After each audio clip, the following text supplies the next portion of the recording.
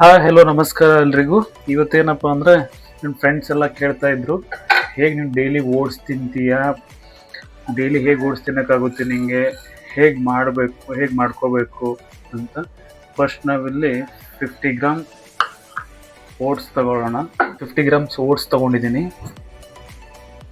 ಇದನ್ನು ಸ್ವಲ್ಪ 1 minute roast ಲೈಟಾಗಿ, ಇದರಲ್ಲೇ ಎಲ್ಲ ಡ್ರೈ ಫ್ರೂಟ್ಸ್ ಆ್ಯಡ್ ಮಾಡ್ತೀನಿ. Like 10 number almonds and 10 numbers cashew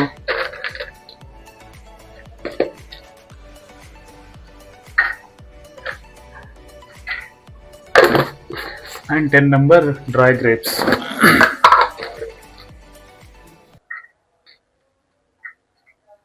ಬೇಕಷ್ಟು ವಾಟರ್ ಆ್ಯಡ್ ಮಾಡಿ. ನಾನು ವಾಟ್ರೇ ಯೂಸ್ ಮಾಡೋದು, ಯಾಕಂದರೆ ನೀವು ಮಿಲ್ಕು ಆ್ಯಡ್ ಮಾಡ್ಬೋದು, ಚೆನ್ನಾಗಿರುತ್ತೆ. ಬಟ್ ನನಗೆ ಮಿಲ್ಕ್ ಸ್ವಲ್ಪ ಫ್ಯಾಟ್ ಆಗುತ್ತೆ ಅಂತ ನಾನು ವಾಟ್ರ್ ಯೂಸ್ ಮಾಡೋದು. ಇನ್ನು ಆಲ್ಮೋಸ್ಟ್ ಆಯ್ತಿದ್ದು. ಓಟ್ಸ್ ಅಂದರೆ ಸಿಂಪಲ್ಲಾಗಿ ಏನು 5 ಮಿನಿಟ್ಸಲ್ಲಿ ಮಾಡ್ಕೋಬೋದು ಅಷ್ಟೇ ಬೇಗ. ಬ್ಯಾಚುಲರ್ಸ್ ಇರೋರು, ನಾನು ಬ್ಯಾಚುಲರ್ಸೇ. ಸೊ ಏನಂದರೆ ಫಸ್ಟ್ ನೀವು 50 ಗ್ರಾಮ್ಸ್ ಓಟ್ಸ್ ತೊಗೊಂಡಿದ್ದೀರಾ. ಓಟ್ಸಲ್ಲಿ ನಿಮ್ಗೆ ಅಪ್ರಾಕ್ಸಿಮೇಟು 150 to 200 ಗ್ರಾಮ್ ಕ್ಯಾಲರೀಸ್ ಸಿಗುತ್ತೆ. ದೆನ್ 10 ನಂಬರ್ಸ್ ಆಲ್ಮಂಡ್ಸ್ ತೊಗೊಂಡಿದ್ದೀನಿ. ಆಲ್ಮಂಡ್ಸ್ 60 to 70 ಗ್ರಾಮ್ಸ್ ಕ್ಯಾಲರೀಸ್ ಸಿಗುತ್ತೆ, 3 ಗ್ರಾಮ್ಸ್ ಪ್ರೋಟೀನ್ ಸಿಗುತ್ತೆ.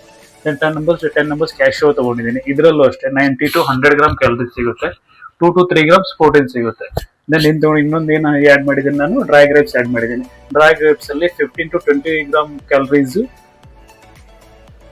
ದೆನ್ ಪ್ರೋಟೀನ್ ಕಮ್ಮಿ ಇದರಲ್ಲಿ, 0.2 ಗ್ರಾಮ್ಸ್ ಅಷ್ಟೇ ಪ್ರೋಟೀನ್ ಸಿಗೋದು.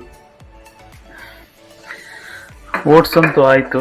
ಇವಾಗ ಇದಕ್ಕೆ ನಾನೊಂದು ಬನಾನಾ ಆ್ಯಡ್ ಮಾಡ್ತೀನಿ.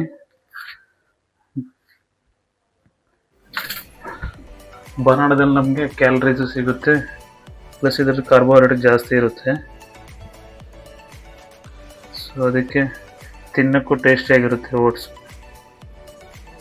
ಸೊ ಇದಕ್ಕೆ ಬನಾನಾ ಸ್ಲೈಸ್ ಮಾಡಿ ಒಂದು ಬನಾನಾ ನೀವು ಆ್ಯಡ್ ಮಾಡಿ.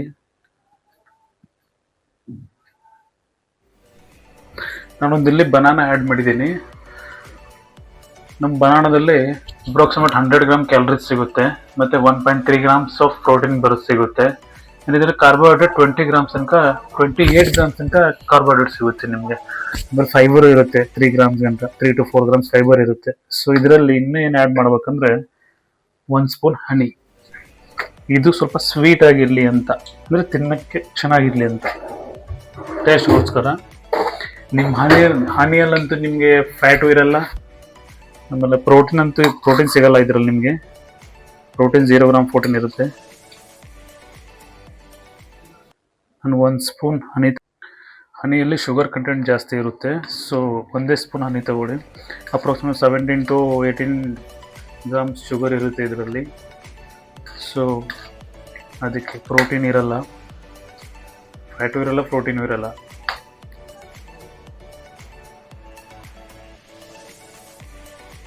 ಸೊ ಈ ಥರ ನೀವು ಈಸಿಯಾಗಿ ಓಟ್ಸ್ನ ಮಾಡ್ಕೋಬೋದು.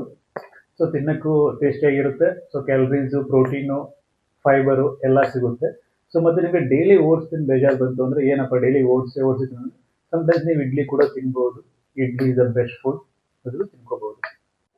ಸೊ ಏನಪ್ಪ ಅಂದರೆ ನ್ಯಾಚುರಲ್ ಆಗಿ ಮಾಡೋದು ತುಂಬ ಕಷ್ಟ ಅಂತ ಹೇಳ್ತಾರೆ. ಸೊ ನೀವು ಈ ಥರ ಏನಾದರೂ ಡೈಲಿ ಡಯಟು ಅಂದರೆ ಜಿಮ್ ನೀವು ಮಾಡ್ತೀರಾ, ಜಿಮ್ ಕರೆಕ್ಟಾಗಿ ವರ್ಕೌಟ್ ಮಾಡ್ತೀರಾ, ಬಟ್ 60% ಜಿಮ್ ಆದರೆ ನಿಮ್ಗೆ 40% ಡಯಟ್ ಇರಬೇಕು. ಈ ಥರ ಕ್ಲೀನಾಗಿ ಡಯಟ್ ಮಾಡ್ಕೊಂಡ್ರೆ ಯಾವುದೂ ಕಷ್ಟ ಇಲ್ಲ. ಸೊ ನನಗೆ ಇವಾಗ ಎಲ್ಲರೂ ನೀನಿಲ್ಲ, ನೀನು ಸ್ಟೆರಾಯ್ಡ್ ತೊಗೋತೀರಾ, ಟ್ಯಾಬ್ಲೆಟ್ಸ್ ತೊಗೋತೀರಾ ಎಲ್ಲ ಅಂತಾರೆ. ಬಟ್ ನಾನು ಮಾಡಿದ್ದು ನ್ಯಾಚುರಲ್ ಆಗಿ ಈ ಥರ ಡಯಟ್ ಮಾಡ್ಕೊಂಡಿದ್ರೆ ನೀವು ಕರೆಕ್ಟಾಗಿ ನ್ಯಾಚುರಲ್. ಸ್ವಲ್ಪ ಟೈಮ್ ತಗೊಳುತ್ತೆ ಅಷ್ಟೇ, ಬಟ್ ರಿಸಲ್ಟ್ ಚೆನ್ನಾಗಿ ಬರುತ್ತೆ ನಿಮಗೆ. ಲೈಫ್ ಲಾಂಗ್ ಇರುತ್ತೆ, ಯಾವುದೋ ಹೆಲ್ತ್ ಹಾಳಾಗಲ್ಲ, ಏನಾಗಲ್ಲ. ಸೊ ನೀವು ನ್ಯಾಚುರಲ್ ಮಾಡ್ಬೋದು. ಸೊ ಈ ಥರ ನಿಮಗೆ ಮುಂದೆ ಈಸಿ ಡಯಟ್ ಪ್ಲ್ಯಾನ್ ಬೇಕಂತ ಹೇಳಿದರೆ ನನಗೆ ಕಮೆಂಟ್ ಮಾಡಿ ತಿಳಿಸಿ. ಮತ್ತು ನನ್ನ ಚಾನಲ್ನ ಸಬ್ಸ್ಕ್ರೈಬ್ ಮಾಡಲಿ, ಕಮೆಂಟ್ ಶೇರ್ ಮಾಡಿ. ಮತ್ತು ಇದೇ ಥರ ಮುಂದೆ ನಾನು ಮತ್ತೆ ವಿಡಿಯೋಸ್ ಹಾಕ್ತಾ ಇರ್ತೀನಿ. ಅಂದರೆ ಯಾವ ಥರ ಡಯಟ್ ಮಾಡಬೇಕು, ನನ್ನ ಡೈಲಿ ರೂಟೀನ್ ಏನಂತ ನಾನು ಶೇರ್ ಮಾಡ್ತಾ ಇರ್ತೀನಿ ಮುಂದಕ್ಕೆ. Thank you.